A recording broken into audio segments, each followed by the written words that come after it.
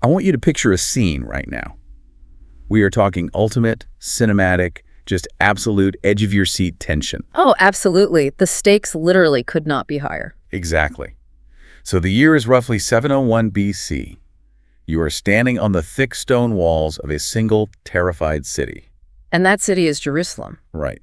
And parked just outside those walls, filling the valleys as far as the human eye can see, is the most brutal, technologically advanced, and psychologically terrifying war machine the ancient world has ever produced. Which is Assyria. And you really have to understand the sheer, suffocating scale of what you are looking at. Walk me through that. What are we actually seeing from that wall? Well, you aren't just looking at an army, you know. You are looking at a hyper-militaristic empire that has already swallowed the known world whole. It's like a tidal wave of armor. Exactly. The dust from their chariots is literally blocking out the sun. The sheer volume of their soldiers, their siege ramps, their weapons, it stretches all the way to the horizon. Which is a reality designed to paralyze you before a single arrow is even fired. Completely. It's psychological devastation before physical devastation. And it's the ultimate mismatch, right? Inside the walls, you have a small kingdom, totally isolated, cut off from its allies. Its supply lines are severed, and the people are literally starving. Yeah, they are backed into a corner with nowhere to go. And outside the walls, you have a conqueror who doesn't just defeat you,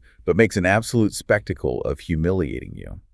So today we are doing a deep dive into the greatest military upset in human history. Which is famously recorded in the Old Testament. Right. Specifically, we're looking at Isaiah chapter 37 in the King James Version.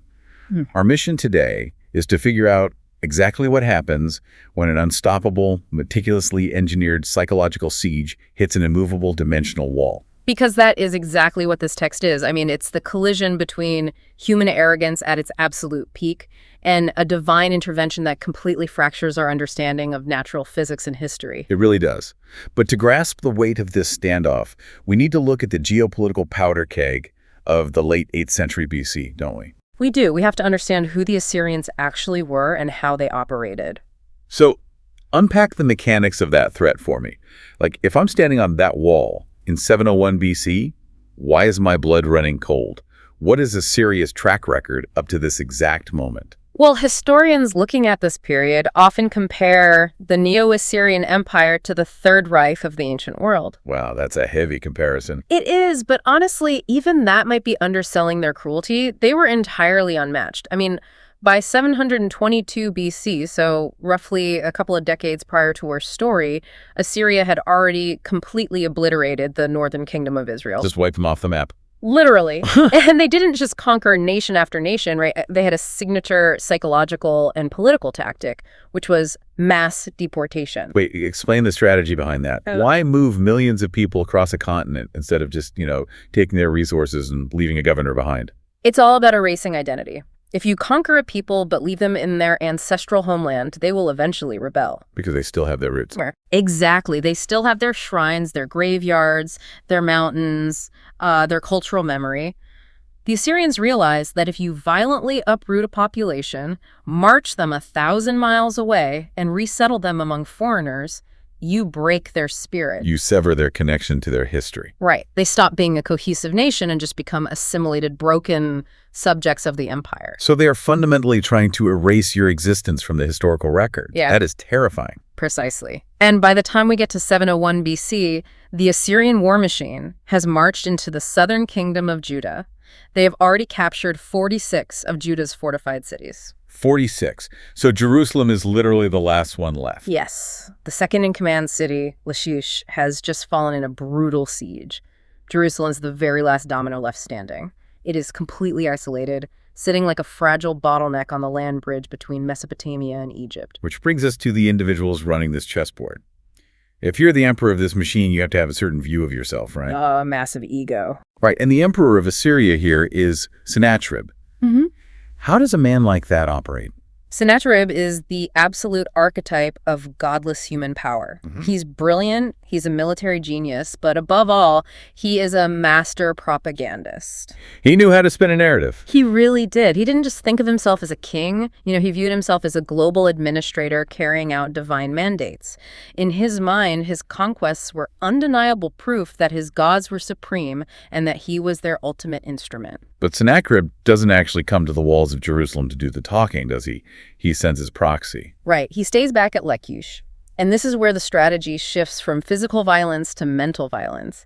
He sends a figure the Bible calls the Rabshakeh. And we should clarify who that is. Definitely. Yeah. Now, it's crucial to understand that Rabshakeh is not a proper name. It's an Akkadian military title. Like a rank. Exactly. It translates roughly to chief cupbearer or field marshal. So if Sennacherib is the military muscle, the Rabshakeh is the director of the psychological warfare division. I'm looking at this from the perspective of a modern listener who understands PR and propaganda. This guy isn't just a thug with a sword, he's an orator. A very skilled one. Yeah, he's an expert in breaking the minds of a population without having to waste troops breaching a wall. Exactly. He is a linguistic weapon. He understands the culture, the fears, and even the theology of the people he is trying to subjugate. Okay, so on the flip side of this equation, inside the city, leading the resistance, we have King Hezekiah. Now, the biblical narrative establishes Hezekiah as one of the godliest kings in Judah's history. He is a massive reformer. Right, but the specifics of his reform are really fascinating. The text says he removed the high places and shattered the bronze serpent. Unpack that jargon for us. What is a high place, and why is he breaking a bronze snake? So a high place was an elevated open-air altar. Originally, before the temple was built in Jerusalem, people worshipped Yahweh at these high places. Oh, so they weren't always bad. Right, not initially, but over time they became synchronized with pagan Canaanite practices, fertility cults, idol worship, you name it. They were these decentralized hubs of spiritual compromise. Hezekiah came in and centralized worship back to the temple. Okay, but what about the bronze serpent? Wasn't that a sacred artifact from Moses? Didn't God literally command Moses to build that in the wilderness to heal the Israelites? He absolutely did. It was called the Nehushtan. During the Exodus, when the Israelites were bitten by venomous snakes, God told Moses to lift up a bronze serpent on a pole. And anyone who looked at it would live, right? It was a beautiful, powerful instrument of divine grace. But over the centuries, human nature did what human nature always does. They idolized it. Exactly. They stopped worshiping the God who provided the healing, and they started worshiping the object itself. They turned a divine tool into an idol. Wow. Yeah, and Hezekiah recognized that an idol is an idol, even if it has a sacred history, so he just smashed it to pieces. That is a staggering level of spiritual clarity. He's willing to destroy a centuries-old national relic because it's blocking their relationship with God. It took incredible courage. It really did.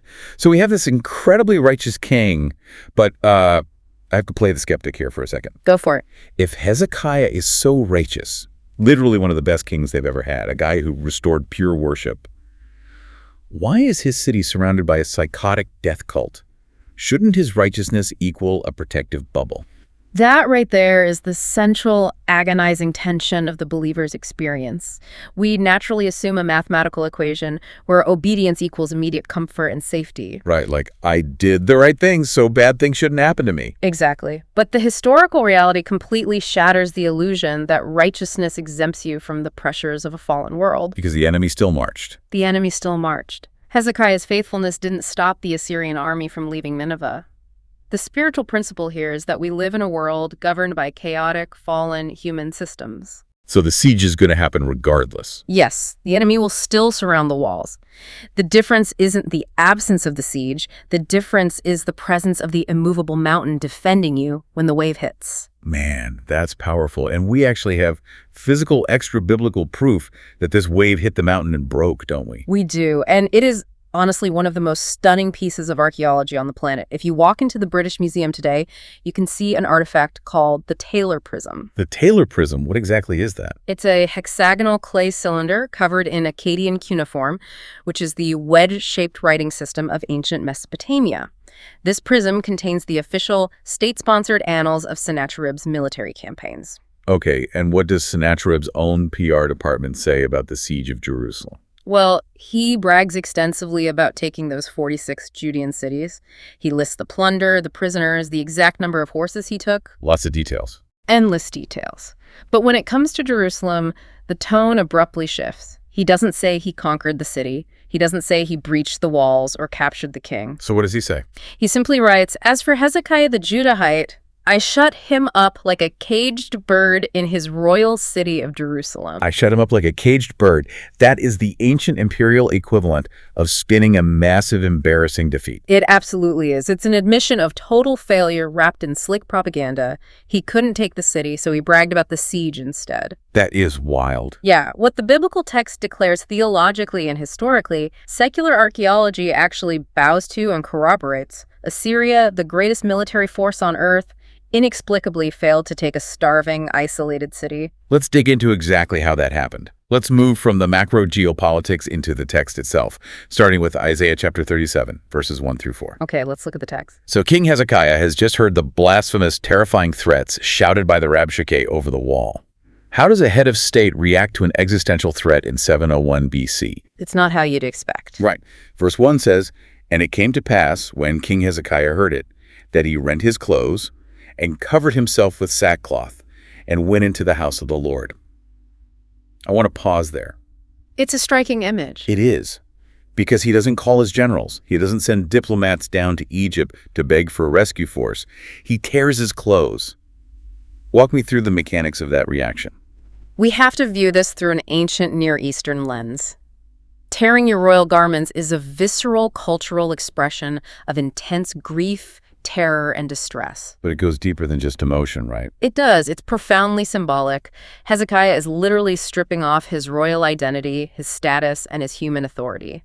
He puts on sackcloth, which is a rough, scratchy goat hair fabric that was the universal uniform of mourning and repentance. So it's like a man whose house is suddenly surrounded by heavily armed mercenaries. But instead of running to barricade the front door or frantically dialing for a private security firm, the very first thing he does is drop to his knees in the middle of his living room. That's exactly what it's like. To a modern, pragmatic mind, that looks like a fatal delay. It just looks like giving up. Because modern pragmatism assumes the outcome of a crisis is decided in the war room or the boardroom. But Hezekiah understands the unseen spiritual reality. Which is what? That the true outcome is decided in the prayer room. His physical surrender of his own authority is the prerequisite for divine authority to intervene. That makes so much sense. So he sends his top officials, who are also wearing sackcloth, over to the prophet Isaiah. And the message Hezekiah sends to Isaiah in verse 3 is really chilling. It's a very desperate message. He says, "This day is a day of trouble and of rebuke and of blasphemy, for the children are come to the birth, and there is not strength to bring forth." Why use the metaphor of a woman in labor here? To understand that, you really have to remember the biological reality of childbirth in the ancient world. It was the most dangerous, lethal experience a woman could go through. Right, without modern medicine. Exactly. So the metaphor represents the moment of maximum pain, maximum vulnerability, and absolute total exhaustion. Think about a woman in the final stages of labor. Okay. If she doesn't have the biological strength left to push, it's a death sentence for both her and the child. Hezekiah is looking at his nation and saying, "We have reached the absolute limit of our human capacity. Our flesh is entirely exhausted." Right. The crisis has arrived, but we do not have the power to survive it on our own. If there isn't a divine intervention right now, we are dead. And then Isaiah responds. We mentioned earlier that Isaiah functions almost like a radio transmitter for the divine council. Yes, he does. And what is vital here is his absolute lack of panic. Isaiah doesn't offer political punditry. He doesn't suggest tactical troop movements. He just listens. He simply waits to receive the signal from God, and then he broadcasts it with absolute precision. In verses 5 through 7, God speaks through Isaiah and says, "Be not afraid of the words that thou hast heard, wherewith the servants of the king of Assyria have blasphemed me." Wait, look at the wording there. God doesn't say they threatened you. God says they blasphemed me. Yeah. God takes the attack on Jerusalem personally. Exactly. God elevates the conflict. He completely removes Hezekiah from the crosshairs and puts himself there. Wow. Then God gives a highly specific 3-part prophetic guarantee. He says, "Behold, I will send a blast upon him, and he shall hear a rumor and return to his own land, and I will cause him to fall by the sword in his own land." So that's a rumor, a retreat, and an assassination. Precisely. Notice the divine calm in that statement. Outside the walls, the Rabshakeh is screaming threats in Hebrew, trying to induce a mass panic among the citizens. And inside the wall. Inside the walls, God speaks with unshakable tranquility. The contrast between human chaos and divine sovereignty there is just staggering. We immediately see the first part of that prophecy fulfilled in verses 8 through 13. The Rabshakeh actually has to pull his forces back from Jerusalem temporarily because he hears a rumor. Right, a distraction pops up. Yeah, the rumor is that Tirhakah, the Cushite pharaoh of Egypt, is marching up with an army. So the Assyrians have to pivot to deal with this massive geopolitical threat. But the Rabshakeh is a master of the psychological siege, like we said. He's not just going to let them off the hook. Right. He knows he can't leave Hezekiah in peace to regroup. So from a distance, he sends a letter. Let's talk about the mechanics of this. Why a physical letter? Well, a physical letter in the ancient world is a tangible, enduring object of terror. When the Rabshakeh was shouting over the wall, those are just words dissipating in the air. They fade away. Exactly. But a letter is something you hold in your hands in the dark. You can read it over and over again. It's designed to be a slow-release poison in the mind of the king. And the content of the letter is pure, concentrated blasphemy. The Rabshakeh writes, "Let not thy God, in whom thou trustest, deceive thee. Behold, thou hast heard what the kings of Assyria have done to all lands by destroying them utterly, and shalt thou be delivered." He's playing mind games. Yeah, he's basically saying, look at the data. Look at the historical track record. Every single nation that trusted their invisible gods got slaughtered. We burned their temples. Your God is no different. You are going to burn. He is leveraging empirical evidence against faith. The Rabshakeh is entirely rational based on a purely materialistic worldview. Because on paper, he's right. If you only look at the physical data, yes, the Assyrian army is undefeated, and the gods of the other nations were useless. His goal is to convince Hezekiah that Yahweh is just a delusion. Which brings us to verses 14 through 20, and I think this might be one of the most beautiful and instructive moments of leadership in the entire Bible. It's an incredible scene. Hezekiah takes this scroll of blasphemy, this tangible weapon of psychological warfare, and he walks right into the temple.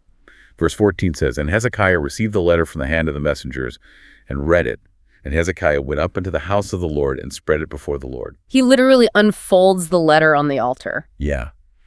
Lord, you read it. That is the posture. Yeah. Walk me through the significance of that. It is a profound physical act of transference. Hezekiah isn't hiding the threat. He isn't gathering his PR team to draft a counter-narrative or do damage control. He just hands it over.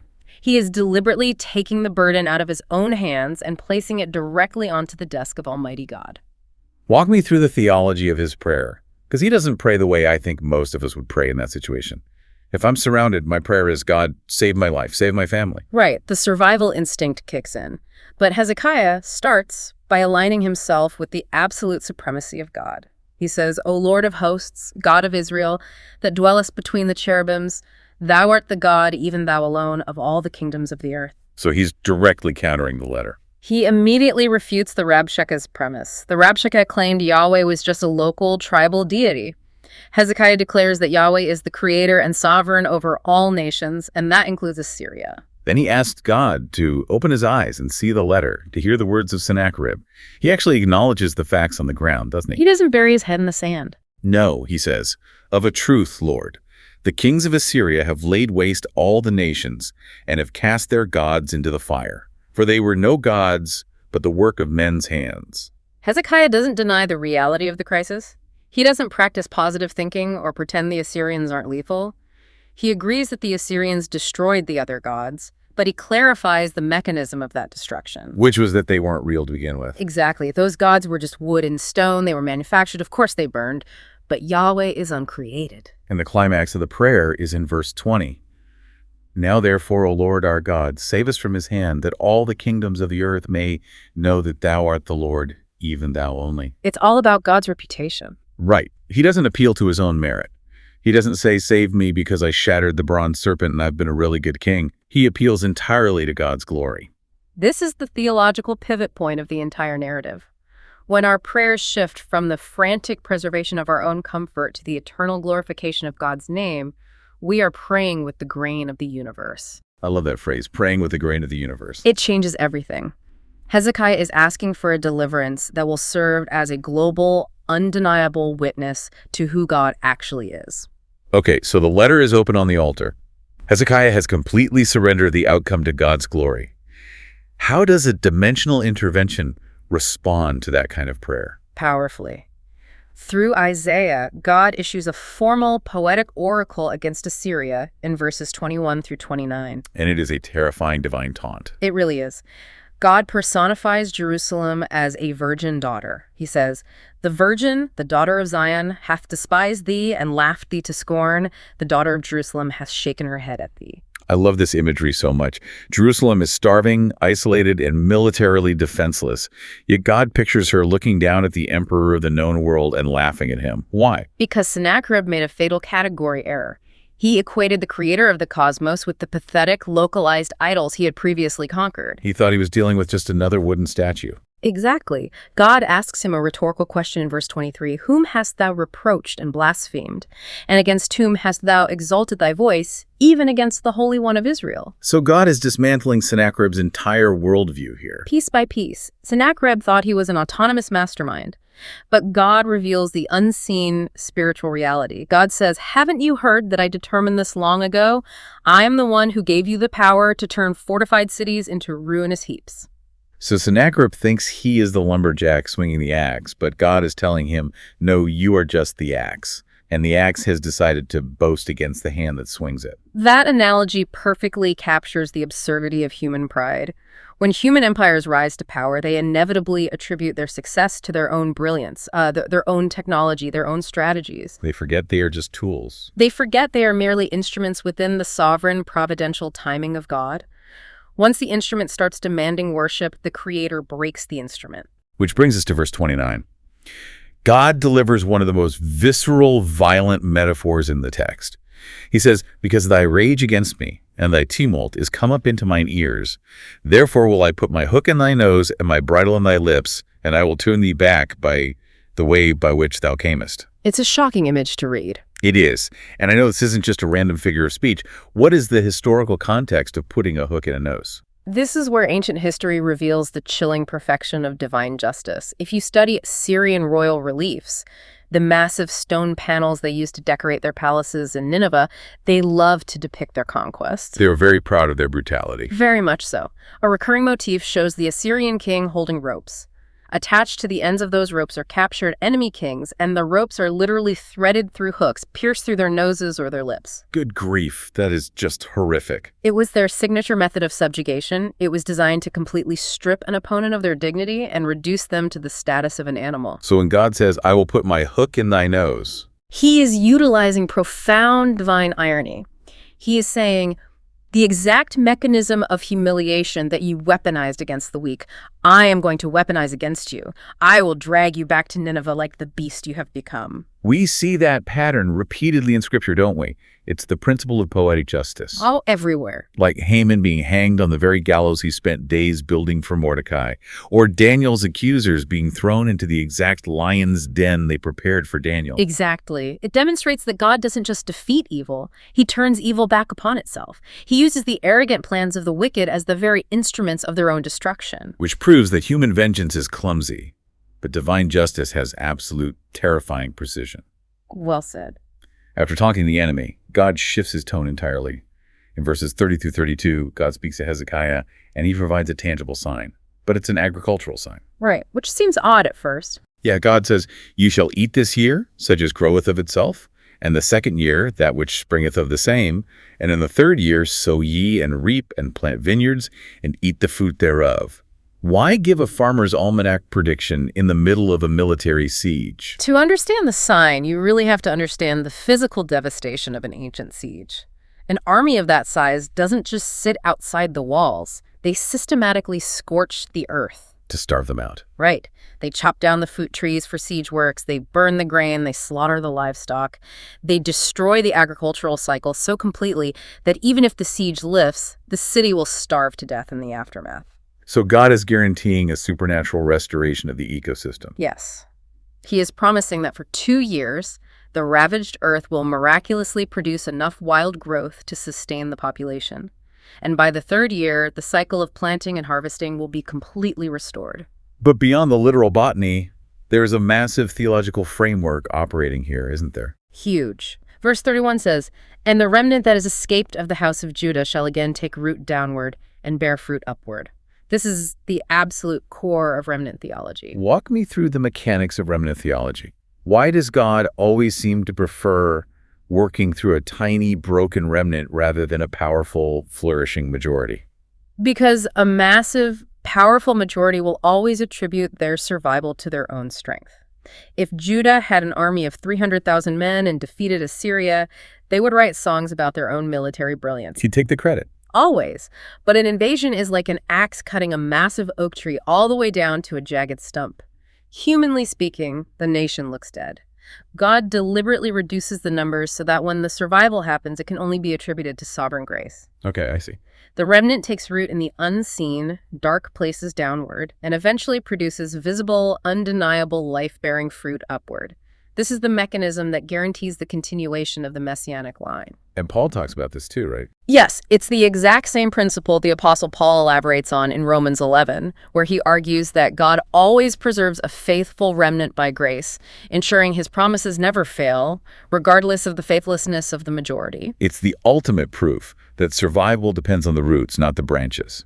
So what does this mean for the immediate military threat? God gives an ironclad guarantee. Verses 33 through 35 deliver that absolute guarantee. God declares concerning the king of Assyria, he shall not come into this city, nor shoot an arrow there, nor come before it with shields, nor cast a bank against it. It's very specific. God explicitly says Assyria will not launch a single projectile into Jerusalem. And then he gives the reason in verse 35, for I will defend this city to save it for mine own sake and for my servant David's sake. Wait, let's unpack that. That's a crucial verse. God says he's saving the city for David's sake. David has been dead for hundreds of years. Is God essentially saying, I'm not saving you because you, Hezekiah, are a good guy. I'm saving you because of a legal contract I signed with your great-great-grandfather. In theological terms, yes, absolutely. This points directly back to the Davidic covenant in 2 Samuel 7. The unconditional promise. Right. God made an unconditional promise to David that his lineage and his throne would be established forever, eventually culminating in the Messiah. God is reminding Hezekiah that his defense is not contingent on the fluctuating morality of the current generation. It's based on his word. Exactly. He is defending Jerusalem because his own holy reputation is on the line and because he is bound by his own unshakable covenant. It is the ultimate security for the believer, honestly. Our salvation is secured not by our flawless performance, but by God's relentless commitment to his own promises. That brings us to the climax of the narrative. We have heard the geopolitical setup, we've analyzed the prayer, we've unpacked the prophecy. Now, how does a dimensional intervention hit real space and time? This is where things get really intense. We are looking at verses 36 through 38. This is the physical resolution. Verse 36 says, Then the angel of the Lord went forth, and smote in the camp of the Assyrians 185,000, and when they arose early in the morning, behold, they were all dead corpses. It's just staggering. I need you to let that sink in. 185,000 soldiers, the most highly trained, ruthless military force on the planet, wiped out in a single night by one angel. Okay, stop right there. I know, it sounds impossible. To a modern secular ear, one angel wiping out the equivalent of a modern city's population overnight sounds like pure mythology. How do historians or theologians separate myth from actual historical event here? First, we have to look at the theological identity of the entity executing this judgment. The text doesn't just say an angel, it specifies the angel of the Lord. Which is an important distinction. It's a massive distinction. In biblical theology, this specific title is overwhelmingly understood as a Christophany. Explain the mechanics of a Christophany for someone who isn't familiar with the term. A Christophany is a pre-incarnate appearance of Jesus Christ in the Old Testament. Oh, wow. Yeah, before he took on human flesh in Bethlehem, the second person of the Trinity intervened directly in human history to execute the will of the Father. So that's who walks into the camp. Yes, and when you view it through that lens, the contrast is breathtaking. In chapter 36, the Rabshakeh dominated the narrative with loud, arrogant, terrifying psychological warfare. But chapter 37 culminates in the terrifying silence of the divine warrior. There is no battle cry. None. There is no clash of armor. There is just the silent, lethal precision of divine judgment.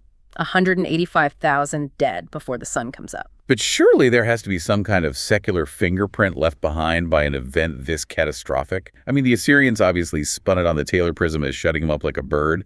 But did anyone else notice that the greatest army on earth vanished overnight? Yes, and this is where the historical record gets absolutely fascinating. Lay it on me. The ancient Greek historian Herodotus, who is widely considered the father of history, traveled to Egypt centuries later and recorded their local traditions. He documented a legend regarding this exact Assyrian campaign. What did the Egyptians say happened? Well, according to the Egyptian priests Herodotus spoke with, the Assyrian army was advancing, but during the night, a massive supernatural swarm of field mice invaded the Assyrian camp. Mice. Yes, mice. The legend says the mice chewed through all their bowstrings, their quiver straps, and the letter handles of their shields. By morning, the army awoke completely defenseless and had to flee in terror, suffering massive casualties. The mice ate their weapons. That is wild. Exactly. Now, obviously, that is a garbled, localized, mythologized version of events. The Egyptians attributed it to their own gods sending mice, but what it proves historically is astounding. It proves a massive failure happened. It proves that the secular ancient world possessed a collective memory that Sennacherib's unstoppable, invincible army suffered a sudden, inexplicable, and devastating overnight catastrophe that forced them to abandon the campaign immediately. So the secular world knew what happened. Right. The Bible just reveals the true mechanism of how it happened, which was the angel of the Lord. That leaves Sennacherib completely humiliated. Verses 37 and 38 tell us the aftermath. So Sennacherib, king of Assyria, departed and went and returned and dwelt at Nineveh. He runs home. Yeah, he survives the initial slaughter. But God's prophecy of his assassination from earlier is still pending. Verse 38 says, "And it came to pass, as he was worshipping in the house of Mizrach his god, that Adramelech and Sharezer his sons smote him with the sword, and they escaped into the land of Armenia, and Esarhaddon his son reigned in his stead." Look at the poetic irony of the two temples here. It is the ultimate vindication of Hezekiah's prayer. Contrast the two kings. Okay, let's look at them. Hezekiah goes into the temple of Yahweh in Jerusalem. He has no army, no weapons, only a blasphemous letter and a posture of utter vulnerability, and his God wipes out an empire to protect him. While Sennacherib retreats to the heart of his empire? Exactly. He goes into the temple of his false god, Nisroch, in Nineveh. He is surrounded by his own guards worshiping his own deity in his own capital city. And his God cannot even protect him from his own children. He is murdered by his own offspring at the foot of his idol. It violently answers the Rabshakeh's question. The Rabshakeh asked, "Where are the gods of the nations?" God answered by demonstrating that the idols are powerless and that he alone is the sovereign of history. That is a stark warning. The warning to the rebellious sinner is absolute. Rebellion against the Creator ultimately ends in self-destruction. All right, let's pivot. We've laid out the historical mechanics, the archaeology, and the literal narrative. Now, I really want to shift into the deep spiritual architecture of this chapter. We were talking about typology, Christology, and the unseen spiritual warfare happening behind the scenes. This is where the text gets incredibly rich. Let's start with typology. How do theologians look at a flawed human king like Hezekiah in 701 BC and see a foreshadowing of Jesus Christ? Walk me through those connections. Well, typology is the study of how people, events, and institutions in the Old Testament prefigure and anticipate the ultimate realities found in Jesus Christ. Hezekiah functions as a deeply powerful, albeit imperfect, type of Christ. What's the main parallel? First, consider his primary role in this crisis. He acts as an intercessor. Hezekiah stands in the gap between the lethal, condemning power of the enemy and the defenseless, terrified people of God. He takes the hit for them, in a way. He takes their burden, carries it into the presence of God, and pleads for their salvation. This anticipates Christ, who is our great intercessor.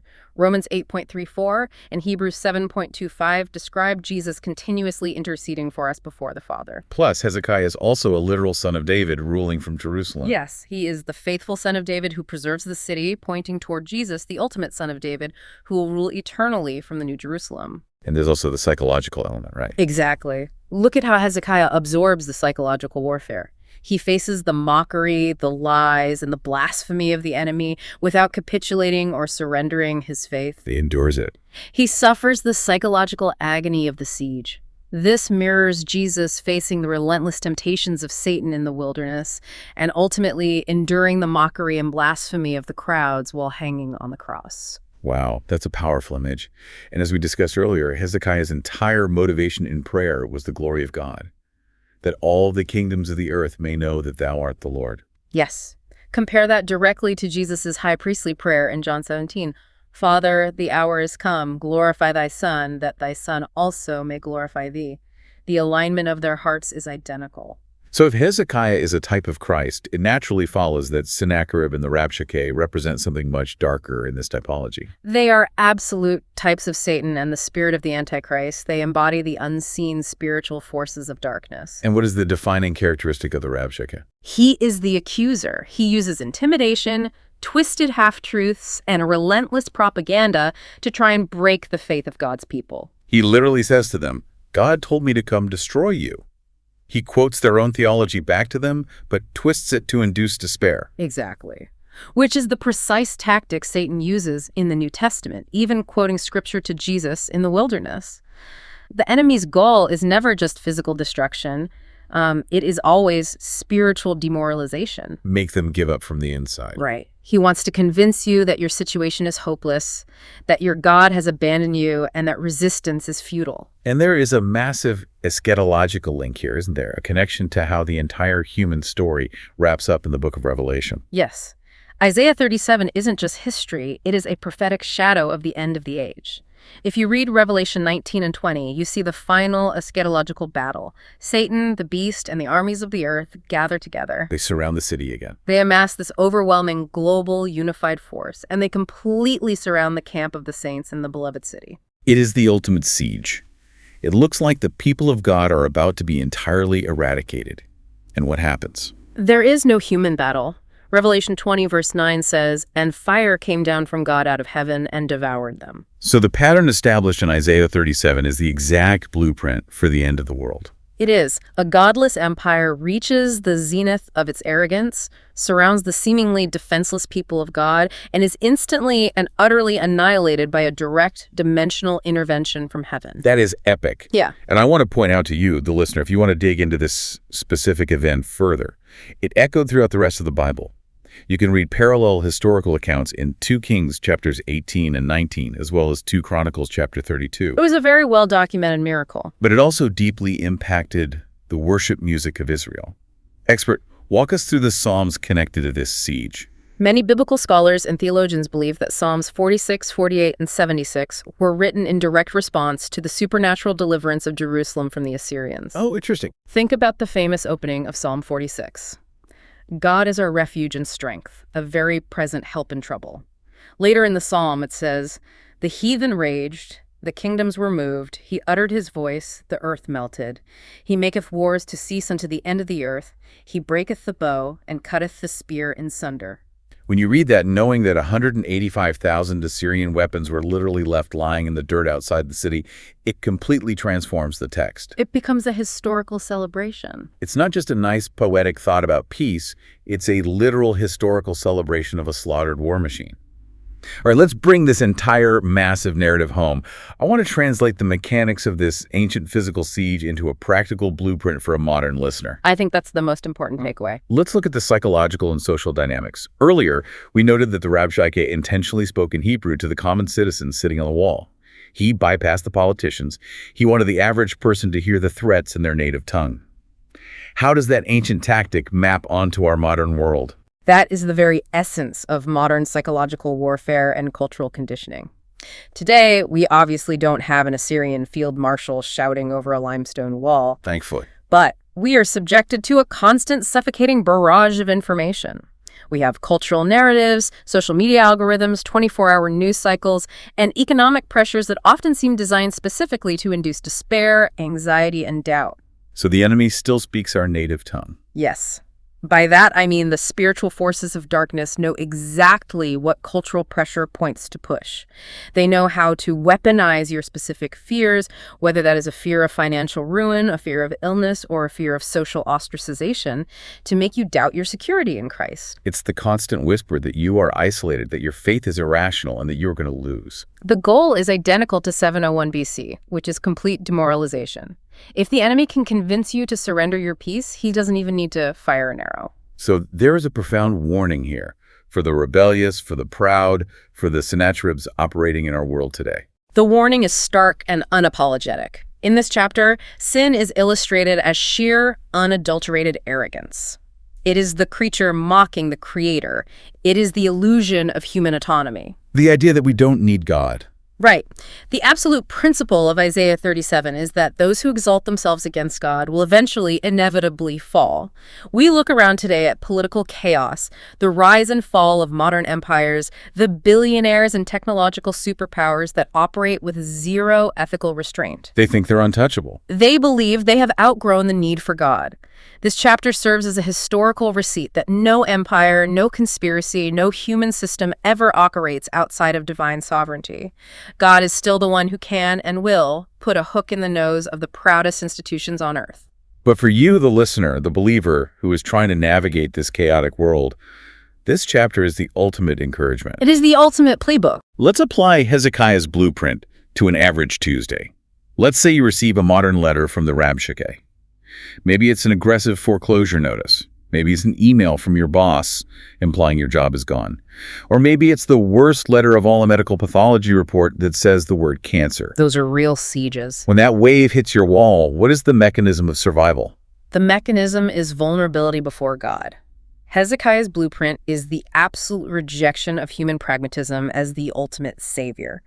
When you get that report or that email, the natural human instinct is to rely on Egypt. To scramble for an alliance. To frantically scramble for human alliances, to max out credit cards, to try and manipulate the situation to save yourself. But Hezekiah shows us a different way. What's the different way? You take that literal or figurative letter and you walk into the presence of God, you spread that thread out on the altar and you say, Lord, you read this. I am like a woman in labor with no strength to deliver. This is too big for my flesh. It's admitting you can't fix it. Yes. I cannot outthink this. I cannot outspend this. I cannot fight this. Defend me, not because I am perfect, but for the glory of your name. Lord, you read this.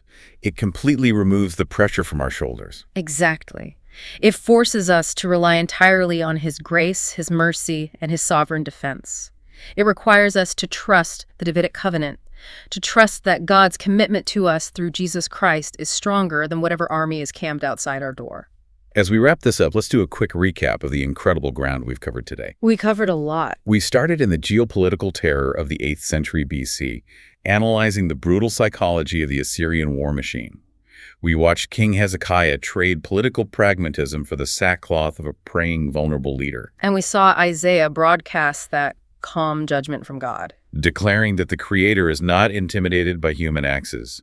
We unpacked the archaeological proof of the Taylor Prism, the mechanics of remnant theology, and the profound legal guarantee of the Davidic covenant. And, of course, the angel's intervention. Right. We witnessed the awe-inspiring, supernatural defense of Jerusalem, where the pre-incarnate Christ, the angel of the Lord, silenced an empire in a single night. And through it all, we traced how that specific historical reality casts a massive prophetic shadow pointing backward to the bronze serpent, pointing upward to the unseen spiritual battles of the accuser, and pointing forward to the final eschatological judgment of evil at the end of the age. It truly is a theological masterpiece. It really is. Now, as we sign off, I want to leave you, the listener, with a final provocative thought. Something for you to deeply mull over today that builds on everything we've unpacked. I love this part. Think again about that physical letter the Rabshakeh sent to Hezekiah. When it was drafted in the Assyrian camp, its sole malicious purpose was to be a weapon of terror. It was a tangible object of intimidation, meticulously crafted by a psychological warfare expert to break Hezekiah's mind and shatter his faith in Yahweh. It was meant to destroy him. But the very second Hezekiah took that letter and laid it on the altar before the Lord, its function completely dimensionally changed. The enemy's greatest weapon of psychological warfare became the exact physical evidence God used to justify His immediate devastating judgment against Assyria. That is just incredible. So here is my question for you. What letters of intimidation are you carrying around in your pocket right now?